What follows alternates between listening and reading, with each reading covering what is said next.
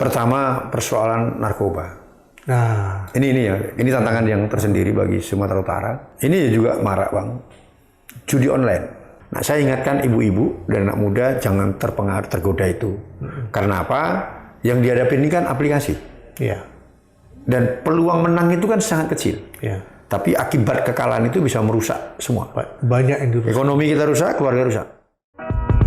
Ngobrol bareng Orbit, kami obrolkan, Anda simpulkan.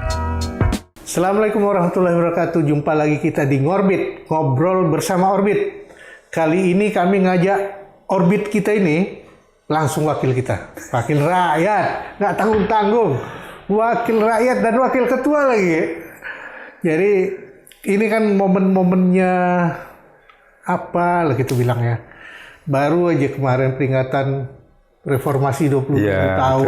Betul. 21 ya, tanggal 21 Mei ya.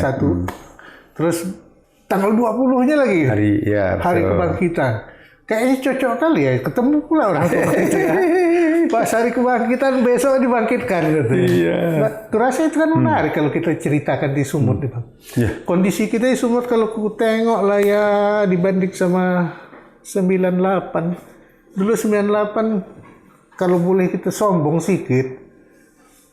Dimulainya gerakan itu dari Sumut juga kalau nggak salah. Betul. Pengalaman apa kalau dulu cerita? Ya, assalamualaikum untuk Orbit ini ya. Orbiter kita di luar banyak Bang? Iya, alhamdulillah saya bisa berkunjung ke Orbit ya. Iya, itu makasih banget. Kalau Saya manggil Opung aja ya, Opung ya. Terserah Bang Opung lah. ya. Karena rambut kuda putih Bang. Ini sama putih Bang. Iya, jadi gini Bang, kalau kita bicara reformasi ya, ini tanggal 21 sebagai puncaknya, sementara tadi kebangkitan kan tanggal 20 yang berdekatan itu. Kalau saya cerita pengalaman pribadi nih Bang, tahun 98 itu saya masih sebagai dosen. Ya. Saya sudah dosen.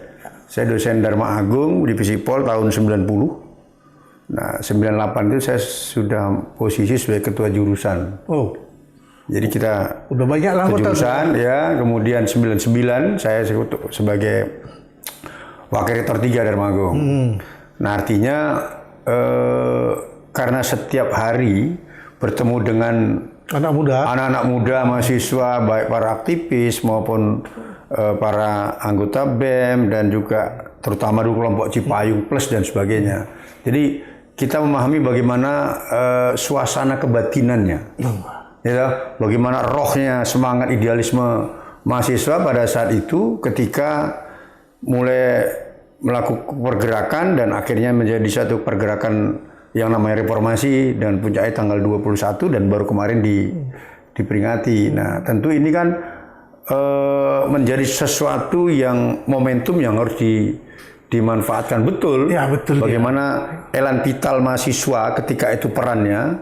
Nah, kemudian sebelumnya tanggal 20 Mei itu hari kebangkitan di mana sebagai tonggak sejarah pergerakan kemerdekaan Indonesia, karena 20 Mei itu kan sebagai cikal bakar lahirnya Budi Utomo. Ya. 20 Mei 1908 ya. Kawan-kawan Stovia. Nah, tentu ini kan menjadi sebuah momen pergerakan bagaimana bersatunya pemuda-pemuda ketika itu berdiri Budi Utomo untuk kemerdekaan Indonesia dan seterusnya menggulir. Nah, itu jadi kaitannya antar kebangkitan dengan reformasi, tentu ini kan punya suasana kebatinan yang relatif sama sih Bang kalau menurut aku kan sama-sama. Karena sama-sama membangunkan idealisme itu. Membangunkan idealisme, sama-sama ingin membebaskan diri dari kungkungan sesuatu kan. Kalau 98 dari kungkungan yang rezim totaliter katanya segala macam. Dan waktu itu berhasil. Betul. Cuman kan kalau kita lihat belakangan kayak kemarin sebetulnya aku agak sedih aku sebetulnya Bang. Sedih kali sebetulnya.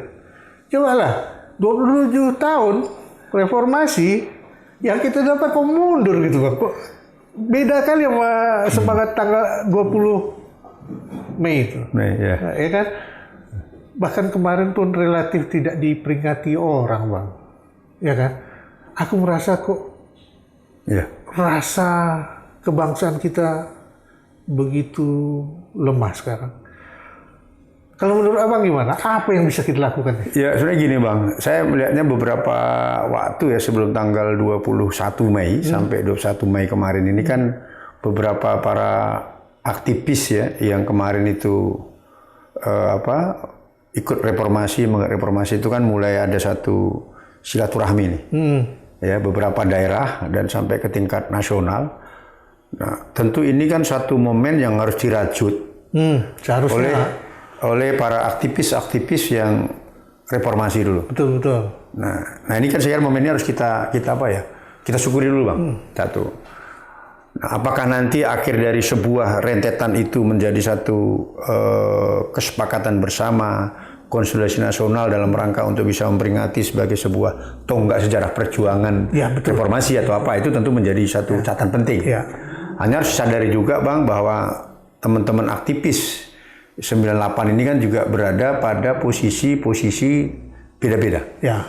Ya, kalau dulu dalam posisi yang sama, melawan ya kan? gitu. Sama. Kalau dulu kan tentu ada common enemy ya kan. Ya, betul. Nah, kalau hari ini kan sebagian teman-teman kan juga yang para aktivis kan sudah berada, yang ada yang jadi DPR, ada yang jadi bupati, ada yang jadi gubernur, ada yang wakil wali kota dan sebagainya, dan menduduki posisi-posisi penting di beberapa perusahaan-perusahaan. Nah, tentu ini kan harus juga jangan sampai mematikan atau mengurangi idealismenya. Ya. Yang mereka juga dilahirkan dari sebuah rahim reformasi itu. Iya. Nah, saya kira ini yang harus menjadi satu catatan penting didorong supaya teman-teman punya semacam ini Bang, sensitivitas nasional bahwa kita kawan-kawan yang tadi ada kemarin Sumut ada mereka ada reuni-reuni ya, reuni terbatas ini. Nah, ini saya kira hal yang baik ya, hal yang baik bagaimana bisa untuk kepentingan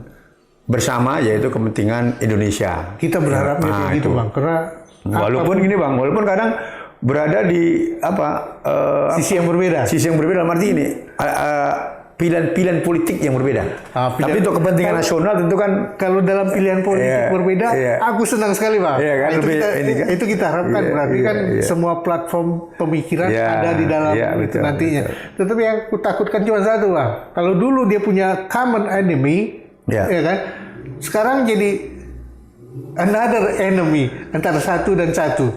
Itu yang aku lihat ada gejala seperti itu.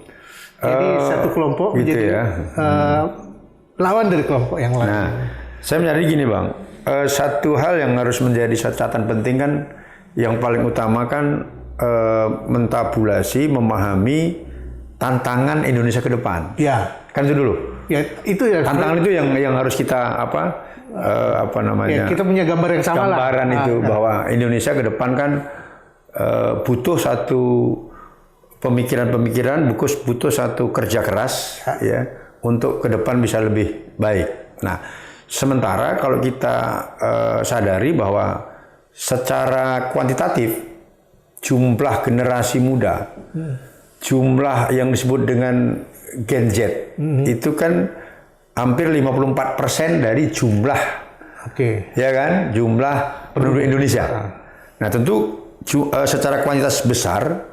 Nah, tinggal gimana secara kualitas. Nah, ini yang harus didorong sehingga teman-teman para aktivis ini tentu juga mempunyai tantangan bahwa generasi ke depan lah yang akan menentukan masa depan Indonesia yang lebih baik ini. Aku setuju dengan pandangan Abang itu. Yang aku takutkan cuma pandangan kita kan bagus kan. Yang aku takutkan Gen Z dan Gen Alpha sekarang yang mengikuti dia itu melihatnya dalam persepsi yang berbeda. Abang itu kok gitu. Abang itu kok gitu. Sehingga mereka nggak punya arah yang sama seperti yang kita harapkan. Nah, kita berharap di Sumatera Utara ada lagi langkah yang bersama, duduk kembali bersama, berorientasi yang sama lagi gitu. Memungkinkan nggak itu, Bang? Kalau untuk kepentingan bangsa dan untuk kepentingan masyarakat, why not? Semua pasti mungkin. Yang paling utama kan, walaupun teman-teman itu sekarang berada pada pilihan-pilihan politik yang berbeda, tapi kan duduk satu meja merumuskan untuk kepentingan bersama. Saya yakin punya komitmen. Kami yakin punya komitmen yang sama untuk kepentingan Indonesia. Karena tantangan ke depan kan tidak mudah. Apalagi masa era digital ini, tentu kan butuh satu platform ke depan gimana mengatasi ini nih. Kita era globalisasi sudah kita atasi terus, ini terus berjalan, kemudian kemajuan teknologi komunikasi dengan apa ini Bang? Gen Z itu kan semuanya melek ada ini. Jadi dengan satu jari, satu tangan udah bisa melihat dunia. Nah, itu kan tantangan yang tidak mudah bagi generasi muda kita. Nah, itu dia yang gue lihat ada suatu hal yang menarik sebetulnya dengan kemajuan pemikiran, kemajuan politik dan kemajuan komunikasi.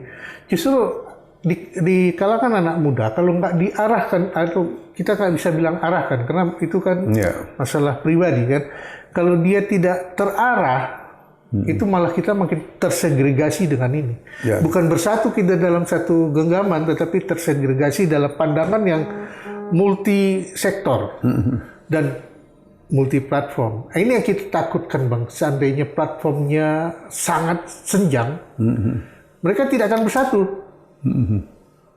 Kira-kira kalau di Sumatera Utara yang Abang lihat, karena Abang dalam 27 tahun ini pasti ngelihat di kampus dan segala macam. Arahan itu ada nggak Bang? Sebenarnya gini Bang, Bung ya, ini kalau namanya mahasiswa atau generasi muda ini kan mereka punya idealisme tersendiri nih. Dan saya masih merasa optimis, masih optimis di Sumatera Utara. Khususnya bagaimana membangun, merajut rasa idealisme tadi, kemudian diwujudkan dalam bentuk konsensus bersama, sehingga memunculkan sensitivitas kita, kepedulian kita terhadap tantangan-tantangan bangsa ke depan. Nah, Sumatera Utara ini kan gini Bang, multi etnis, multi agama. Tapi kita ini kan kalau dibandingkan di tingkat nasional, itu kekayaan kita, kearifan lokal kita ini kan membuat kita lebih apa ya? Itu justru lebih solid kelebihan kita. Nah, kita kan lebih, tapi kan walaupun kita beda suku banyak di sini dan juga agama, tapi kan justru Sumatera Utara kan termasuk toleransi kita kan tinggi, Bang. Walaupun ada beberapa wilayah yang mungkin ada intoleransi yang agak sedikit lebih kalau ada survei atau penelitian dari Setara dulu ya. Tapi secara overall kan Sumatera Utara cukup kondusif. Ini menunjukkan bahwa ada satu kesadaran secara kualitatif dari kelompok-kelompok masyarakat yang ada di Sumatera Utara, kesadaran bersama antara para aktivis baik yang sekarang bergabung di mahasiswa, di luar kampus. Nah, tentu ini juga menjadi modal dasar kita. Nah, saya kira kalau dulu Opung kan bilang bahwa pergerakan reformasi itu kan juga dulu sebenarnya kan dari sumber sering ketemu mahasiswa Sumatera Utara, kemudian pergerakan yang ada di Unimed dulu bergerak, kemudian bertemu teman-teman di yang disebut dengan sumber di USU, simpul-simpul kampus. Nah, ini kan hal yang yang saya kira modal dasar bagi kita di Sumatera Utara. Nah, saya pernah diskusi dengan ada senior yang terkait dulu, dia sangat memantau reformasi dan mengikuti itu. Saya tanya sama dia, adakah di dalam historical kesejarahan reformasi itu Sumatera Utara menjadi cikal bakalnya? Nah, secara nasional kan cenderung yang dijadikan cikal bakal itu kan yang di kampus mana itu, Trisakti atau mana itu yang Trisakti sih, karena waktu itu ada 4 korban di sana. Itu. Nah, tapi sebelum itu sebenarnya kan Sumatera Utara sudah ada. Kita udah bergerak. Nah, itu loh. Kita udah kan itu, Bang. Kita udah bersuara sebenarnya. Tetapi hal seperti itu dalam 27 tahun kita lakukan atau kawan-kawan aktivis melakukannya dengan pandangan yang sama. Nah, yang kacaunya sekarang mahasiswa sekarang tidak melihat common enemy, sehingga jiwa korsa gitu bilangnya, jiwa korsa mahasiswanya itu sulit dipicu. Abang ngelihat kondisi seperti itu? Memang kalau terkait itu kan satu tantangan tersendiri bagi kita, Sumatera Utara. Tapi saya melihatnya bahwa selama saya berada di Dewan di DPRD Sumut, saya juga sering ketemu mahasiswa Kadang mereka juga ada apa namanya? Diskusi lah ya. Diskusi. Tapi mereka punya ini sebenarnya. Ada girah. Punya suasana kepedulian, ya, idealisme yang saya kira tumbuh di mereka. Ya. Tinggal memang tantangan kan beda, Bang. Ya, kan betul Bang. Makanya saya bilang tadi, beda. Kondisi kita dulu teleponnya payah. Nah, itu saya kira. Nah, tinggal ini kita harus membangun optimisme itu. Karena bagaimanapun adik-adik mahasiswa generasi muda ini kan yang penentu masa depan Indonesia yang jumlahnya hampir 54% loh. Ya. Nah, saya kira ini kita harus membangun satu optimistis itu. Optimistis itu.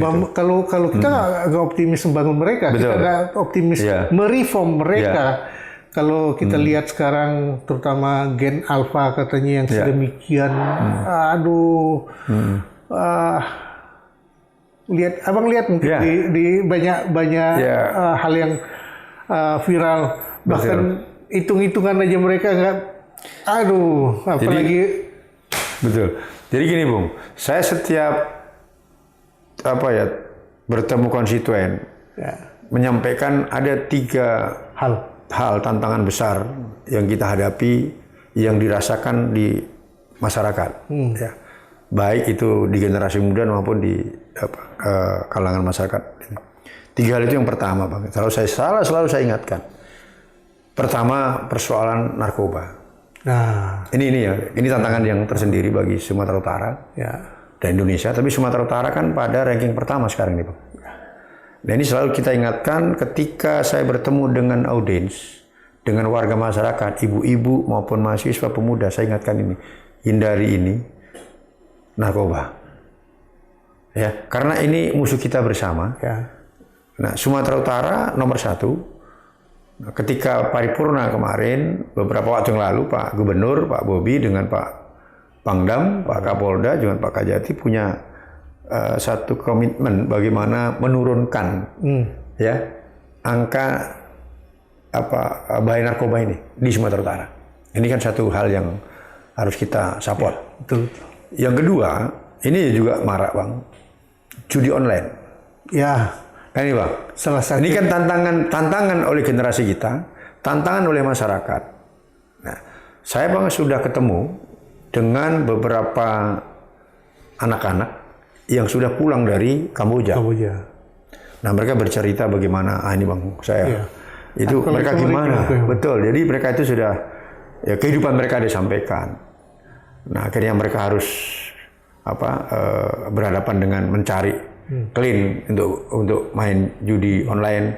Nah, saya ingatkan ibu-ibu dan anak muda jangan terpengaruh, tergoda itu. Karena apa? Yang dihadapi ini kan aplikasi. Dan peluang menang itu kan sangat kecil. Tapi akibat kekalahan itu bisa merusak semua. Banyak yang dirusak. Ekonomi kita rusak, keluarga rusak. Ini 2 hal. Diri, ekonomi, keluarga semua. Yang ketiga, ini yang sekarang terjadi di kalangan generasi muda, anak-anak SMA, anak SMP bahkan, yaitu geng motor. Nah, 3 hal ini selalu saya mengingatkan. Ya, saya kemarin baru melakukan Bang, penyebarluasan ideologi Pancasila dan wawasan kebangsaan di salah satu pesantren di Galang. Saya juga sampaikan di depan santri, kemudian di hadapan anak adik-adik para siswa pelajar, kemudian ibu-ibu. Nah, 3 hal ini kan sangat dirasakan, Bang. Nah, ini tantangan kita sebenarnya. Ini sebetulnya 3 hal yang sangat meresahkan sekarang. Ya kan? Dan itu langsung menyentuh di akar rumput, Bang. Iya. Dan ini generasi muda. Nah, ini objeknya kan tadi nih, Bang. Ini dia. Kan itu, kan? Objeknya adalah para generasi muda. Dan di situ kalau kita lebih jauh menelaah, Bang, ya. Narkoba. Betul. Itu di zaman kita juga ada narkoba. Iya, betul. Tapi tidak seperti sekarang. Kalau dulu kan masih apa, Bang? Masih ganja ya? Masih ngelinting ya. Ya kan itu. Sekarang udah macam-macam. Kenapa ini kira-kira? Nah, itu kan memang harus kita kaji, bukan hanya kita, semua stakeholder ya. Terus geng motor. Betul. Kenapa? Waktu zaman kita juga geng sepeda dulu ya, Bang. Iya, betul. Tetapi kita tidak terbawa atau tidak terpengaruh dengan hal yang lain kecuali hobi. Terus yang ketiga, Kamboja itu dia Bang bilang. Betul, Bang. Judol. jadi online. Jadi kalau kita lihat 3 hal ini kan berkait dengan pola, kalau dulu pola didik, pola asuh kita dulu, abang kan ngerasakan betul. Sekarang hal ini kok berkurang, menipis, sehingga ikatan yang seharusnya positif menjadi negatif. Kayak geng motor, kan ikatannya bagus tuh. Kalau positif dia, kan paten. Nah kalau yang judol, ini kan berkait dengan kerja, Bang. Bagaimana, apa kita pemerintah Sumatera Utara atau wakil kami seperti Abang udah mulai memikirkan tiga hal ini, udah paten. Tapi bagaimana kita mengajak mereka untuk lebih peduli, terutama untuk diri mereka aja lah. Kita nggak usah untuk yang lain gitu. Begini ya Opung ya, saya kadang memanggil Abang Opung biar makin muda kan. Kita orang Medan gampang sih, Bang. Ya kan? Jadi kenapa saya selalu sampaikan 3 hal ini, Bang? Sebagai perwakilan rakyat kan kita harus mengingatkan terus, mencakapkan terus ini, mengingatkan, mencakapkan. Kenapa terjadi? Ya memang semua stakeholder kan, apakah tadi saya kira pemerintah dalam eksekutif, jadi di bawah masing-masing ada gubernur, ada bupati, wali kota, kemudian ada pihak APH, dan sekarang sampai ke Panglima, Kajati semua. Ini kan dalam masyarakat sendiri, masyarakat sendiri. Nah ini kan satu hal yang harus kita dorong bersama. Nah, kemudian tokoh-tokoh agama, tokoh masyarakat, tokoh pemuda, akhirnya harus bersama-sama. Kenapa? Karena ini kan persoalan hulu dan hilir, Bang. Nah, yang paling utama kan kita harus membangkitkan political will kita, emang kita mau memberantas itu. Kan itu komitmen itu. Senang aku dengar kalau udah wakilku udah ngomong kan gitu. political will kita harus ada itu gitu. Kan? Ketika kita ada kemauan, pasti kita harus ada sampaikan itu. Nah, tinggal bagaimana ini mengeksekusinya. Kalau fungsi DPR ini kan 3, Bang, budgeting, legislasi dan controlling. Ya kita paling tidak posisi di pengawasan sama legislasi. Kalau terkait itu, legislasi tentu akan melahirkan peraturan-peraturan yang harus bisa kita implementasikan, bagaimana mencegah peredaran narkoba dan sebagainya ini, dan judi online dan sebagainya. Nah, komitmen itu tentu pihak yang seluruh pihak kita, stakeholder APH ini kan juga harus melakukan proses pencegahan, penindakan. Ini yang paling utama dan tidak perlu pandang bulu. Jadi ini harus dilakukan secara ada satu komitmen bersama harus dilakukan.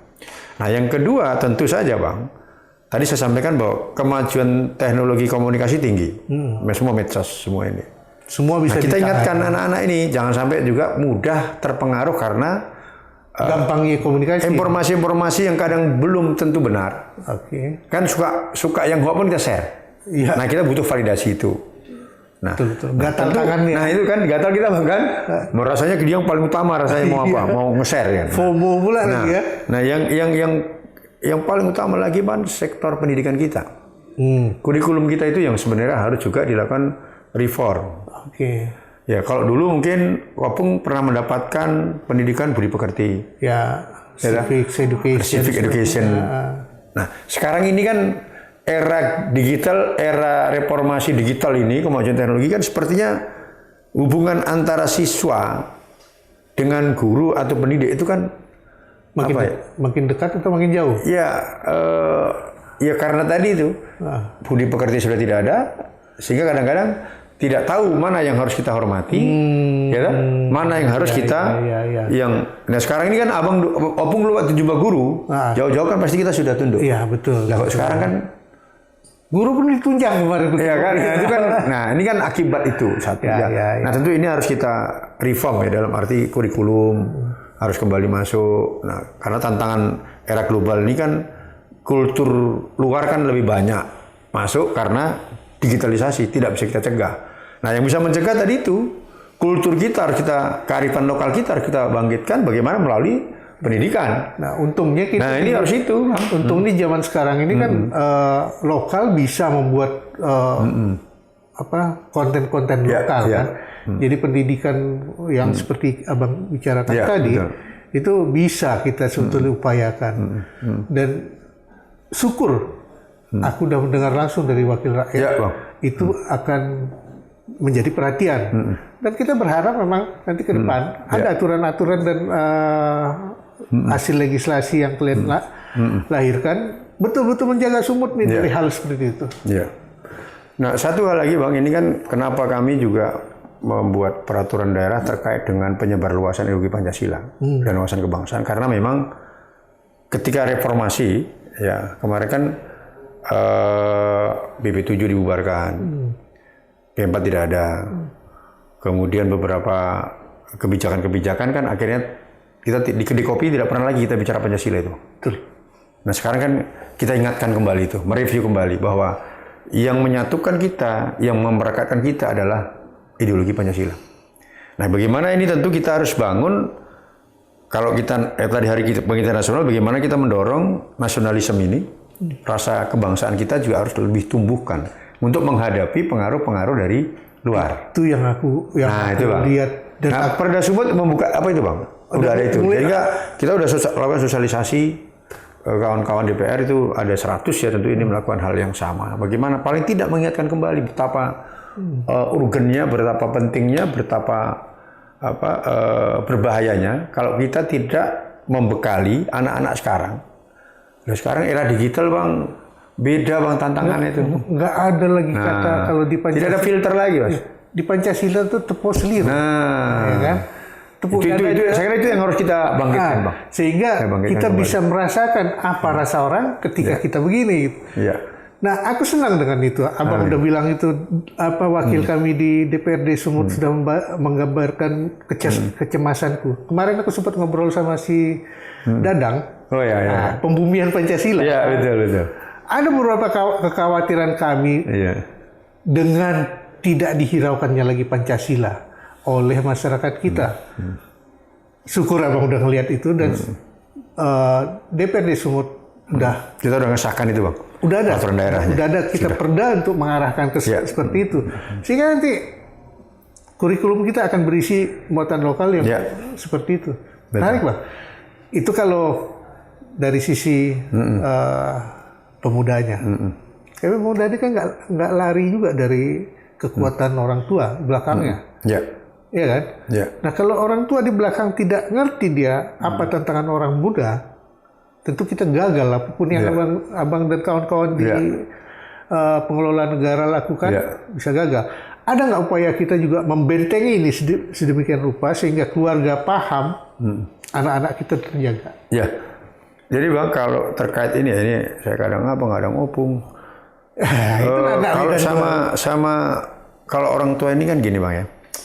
Ya beda sih orang tua kita dulu, sekarang ini kita jadi orang tua ini. Iya. Kita udah jadi orang tua ini. Itu panggil aku opung. Kita sebenarnya udah jadi opung nih Bang. Iya. Karena kita cucu udah 2 nih. Sama lah. Menurutku 1. Iya Bang. Jadi peran dari para apa istilahnya kan opinion leader ya. Opinion leader ini kan tokoh-tokoh masyarakat, tokoh agama. Ini kan sangat penting. Nah, satu yang kedua, generasi muda kita ini kan butuh juga satu keteladanan. Nah, butuh keteladanan bagaimana tokoh-tokoh agama, tokoh-tokoh masyarakat, tokoh-tokoh muda ini bisa memberikan contoh keteladanan. Ini kan juga bagian dari sebuah educated kepada generasi muda yang dilihat orang tua. Walaupun nanti semuanya akan kembali kepada keluarga. Nah, semua kan kembali ke situ. Walaupun nanti kita kan tidak bisa lagi menjustis, oh ini lemahnya si Anu, lemahnya sini enggak. Tapi paling tidak bagaimana sebuah sistem, sebuah komitmen bersama ya harus dibangun bahwa pertama tentu kelembagaan di pendidikan, baik pendidikan di dalam pendidikan umum maupun di pendidikan keagamaan, tokoh-tokoh masyarakat, tokoh pemuda, tentu ini kan bagian dari bersama-sama menghadapi tantangan-tantangan itu ke depan. Itu setuju saya kira itu. Soalnya selama ini kalau kita ikutin beberapa hal di media sosial, ketika guru ingin menjadi guru, dia bukan hanya mengajar tapi mendidik. Mendidik kadang-kadang terbawa dengan tipikal pendidikan yang zaman lama, terpukul tangan anak segala macam, ya kan? Udah langsung lah, guru kena HAM, pelanggaran HAM. Dalam hal pendidikan, HAM itu kok jadi sedemikian mudah diletakkan gitu. Itu kan hilang dari semangat kita untuk membangun generasi. Karena kalau kita lihat, kita bebas lah kan. Berapa tahun kita nggak ada P4. Nggak ada pendidikan civic education, tidak ada segala macam. Kita tanya mana anak kita sekarang, kamu tinggal di mana? Di luar negeri atau di Indonesia? Kabur aja dulu dong. Nah, itu kan fakta. Hal-hal ini tantangan kita untuk menjaga generasi. Kalau kita nggak memberikan contoh, berat. Kalau tadi udah oke lah ada aturan yang sedang disepakati pun, ya kan? Sudah, Dan bagaimana mengimplementasikannya itu ke masyarakat. Karena kalau perda aja Bang, sampai sekarang aku pun berantem sama tukang parkir. Ini contoh ya, kita cerita gitu. Nah, ketika kita keluarkan perda, itu tidak implemented, sayang kan? Betul. How to do it? Jadi gini Bang, tadi saya contohkan ada peraturan daerah terkait dengan penyebarluasan ideologi Pancasila dan wawasan kebangsaan. Maka implementasinya adalah sekarang seluruh anggota dewan itu kan punya kewajiban 100 nih ya. 100 itu turun ke konstituennya masing-masing, bagaimana mensosialisasi ini, mengingatkan bahwa betapa pentingnya ideologi Pancasila dan bagaimana mengimplementasikan yang 5 sila itu, baik di kalangan pelajar, generasi muda maupun di kalangan orang tua. Nah, ini kan juga bagian tanggung jawab kita bersama dan implementasi terhadap regulasi yang kita lahirkan bersama dengan pemerintah provinsi. Nah, tinggal ini kan bagaimana implementasi kita mengawasi. Controllingnya harus kita lakukan ya, supaya kita jalankan dengan secara akuntabel kan, supaya bisa dipertanggungjawabkan. Karena kan terkait juga ini ada peraturan, tentu pelaksanaan harus kita awasi. Nah, peran DPR kan tidak hanya mengawasi satu peraturan saja. Tentu seluruh regulasi yang dilahirkan oleh bersama-sama antara eksekutif dan legislatif harus sama-sama kita lakukan pengawasan itu supaya semua punya parameter. Punya parameter output yang sudah diperolehnya bagaimana. Nah, tentu ini harus dilakukan semacam parameter ukuran-ukuran keberhasilan itu. Nah, sampai hari ini kami terus berjalan ini, Pak. Berjalan ini. Bahkan ini kemarin kita juga lagi undang-undang peraturan daerah untuk inisiatif DPR itu juga bisa kita lahirkan itu, ya. Nah, tentu hal-hal ini menjadi concern dan komitmen kami sebagai wakil rakyat. Kita semua kita semua bagaimana bisa membangun sinergitas baik nanti antara kawan-kawan yang yang stakeholder yang memang berkepentingan bersama untuk bangun warga masyarakat yang kedepannya bisa lebih baik lah. Aku rasa semua punya kepentingan itu. Karena generasi. Itu. Kalau generasi depan jelek, kan kita juga itu Bang. Kita yang akan jelek juga nanti terima dampak. Itu yang menarik Bang. Kalau kita udah cerita tentang generasi muda, aku ngelihat dari pembicaraan kita tadi, itu masih ada semangat reformnya itu ada. Cuman gaya reformnya berbeda. Betul. Terus semangat kebangkitan itu perlu ditingkatkan. Harus terus revitalisasi terus. Jadi terus relevan Bang. Tentu dalam rangka menjalankan tugas dan amanah ini, agar tetap kita memegang amanah untuk kepentingan bersama, kepentingan rakyat, tentu kita butuh satu support, dukungan dari semua pihak, apalagi dari media.